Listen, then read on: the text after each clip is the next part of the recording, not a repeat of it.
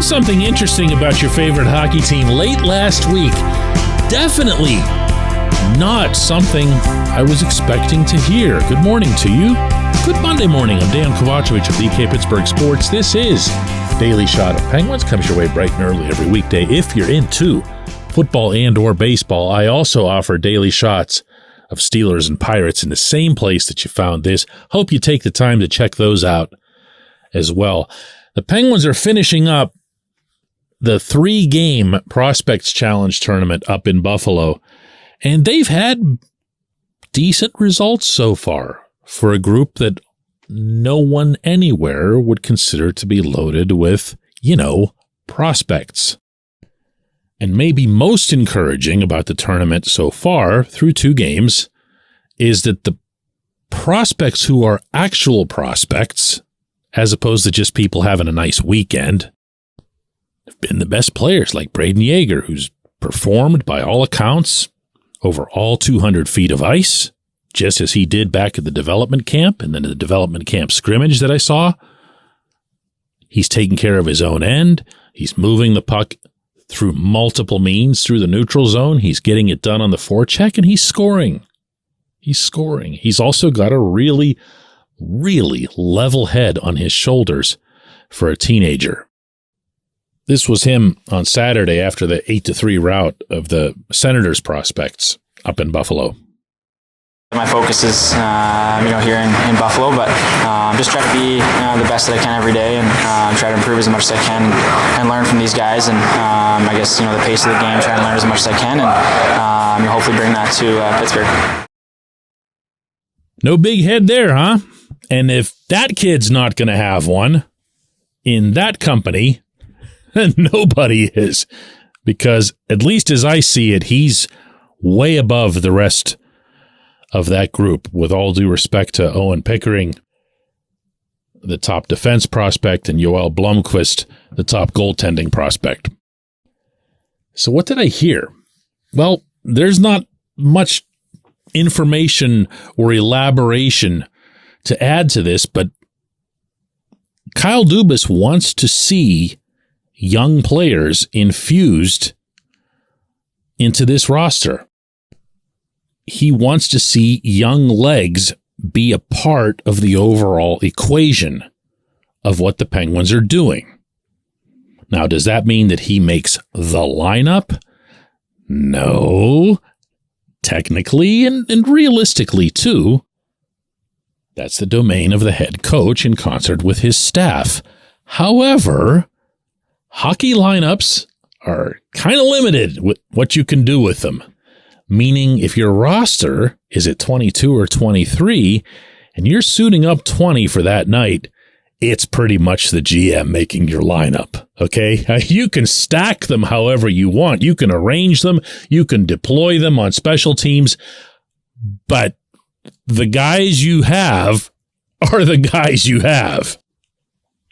What's more, if you have a young prospect or two who's one of those 22, 23 players, the last thing you do with them is scratch them. The last thing you do is stick them up in the press box with me. Because that's how you stunt a youngster's development. Actually, you kill it. They're not even playing hockey. They're just sitting up there. That's a spot for Jeff Carter. That's a spot for some other in-between guy, AHL/NHL guy who goes back and forth, think Mark Friedman. So, carrying this out, if the GM does in fact act in any way on what I'm told is his sincere wish to have the roster get younger, then whoever it is that sticks around is going to play. Now, I know all you've been thinking about as I've been saying this is, but who? And that is a real problem because you can't force anyone in. I just spent Friday's show talking about Sam Poulin and how I really don't know what it is that he represents or how I'd utilize him if I were the head coach. No shot at Sam, but he's got to carve out some kind of identity for himself. He really does. And that has not happened to date. Yeager's still a child. Pickering's nowhere near ready, on top of being hurt.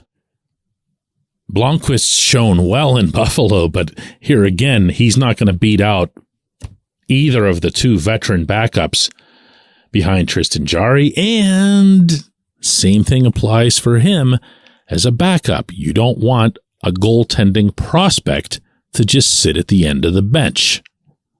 You need him to keep playing. You need him to keep getting tested, getting better.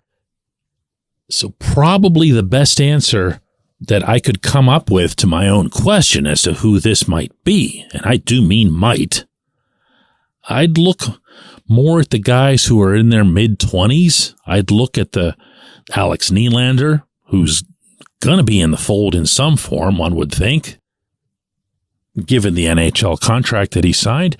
I'd be looking at Valtteri Puustinen. I know you're tired of hearing me talk about Puustinen. I don't care. I want to see this kid play. I at least want to see him get a shot. And if we're talking about energy roles, if we're talking about something other than scoring depth, which is mostly what you'd be getting out of either Nylander or Puustinen, I want to make sure my guys have energy, have the access to energy. And that means not throwing a bunch of 30-somethings out there and telling them to go out huff and puff the other guys, because it won't happen, because it can't happen. I've got no smooth conclusion to this. I really don't. But just hearing that made me believe in the management a little bit more. Because as I've been saying all along, for as much as I respect Mike Sullivan, and I do immensely, there are ways that he can get better too. When we come back, J1Q. This segment of Daily Shot is brought to you by Family Table, a local company that brings delicious food to busy families. They offer family-style complete meals or a la carte items like lean proteins perfect for muscle building and weight loss. If you're not local, gift cards are also available for your Pittsburgh-based family and friends. Go to FamilyTablePGH.com. That's FamilyTablePGH.com and use the code DK40 or DK40 for 40% off and free delivery on your first order. Order by noon today for Thursday delivery.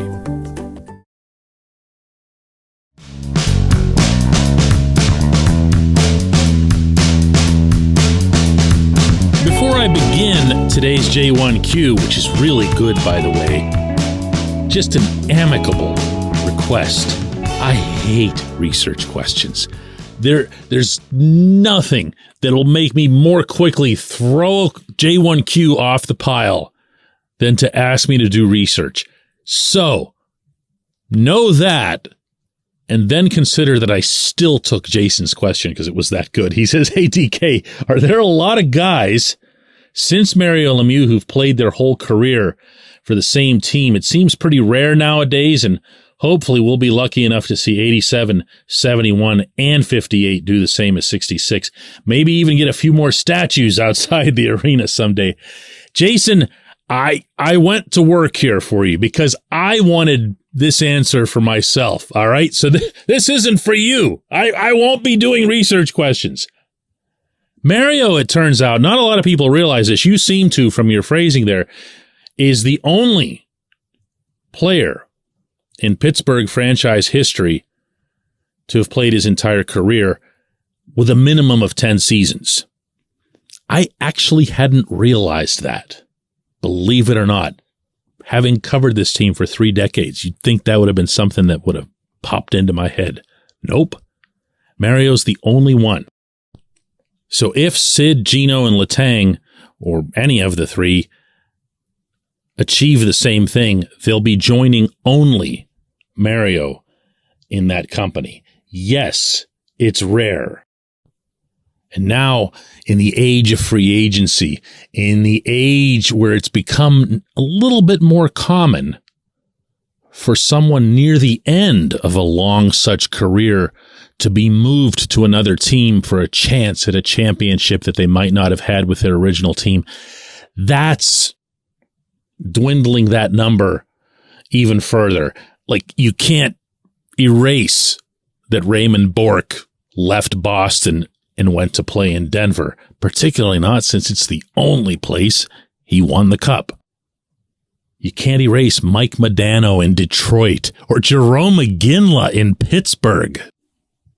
So I took this a little further and looked up all of the active players who've been with one team the longest. You won't have a hard time guessing who are the two players who've been with their team the longest. That, of course, being Sid and Alexander Ovechkin. Both will be entering their 19th seasons.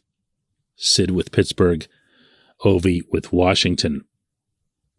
Gino, Letang, Anze Kopitar, and Marc-Edouard Vlasic, name that you don't expect to necessarily show up on a list like this, will be entering their 18th seasons. Kopitar, of course, the sun, the moon, and the stars. I love this guy's play with the Kings, and Vlasic, a blue line mainstay with the Sharks for many, many years. And the next wave behind them, entering their 17th seasons with the same team, are Nicholas Backstrom in Washington and Carey Price in Montreal. David Krejci would have been in that group, just as Patrice Bergeron would have been in one of the higher categories, but they both retired following Boston's last season. It's not easy. It's not easy to hang around this long. It's not easy to excel for this long, although those two things tend to be hand in hand. And for a million reasons, it's not easy to stay with one team. But I think in particular, when you're talking about Sid and Ovi, they're going to make it to 20 seasons and maybe beyond with the same team. And that'll put them into a whole nother stratosphere when you start getting up into Alex Del Vecchio territory. And he, by the way, holds the record all time in the National Hockey League with 24 seasons, all of them in Detroit. I appreciate the question. I appreciate everyone listening to Daily Shot of Penguins. We'll do another one of these tomorrow.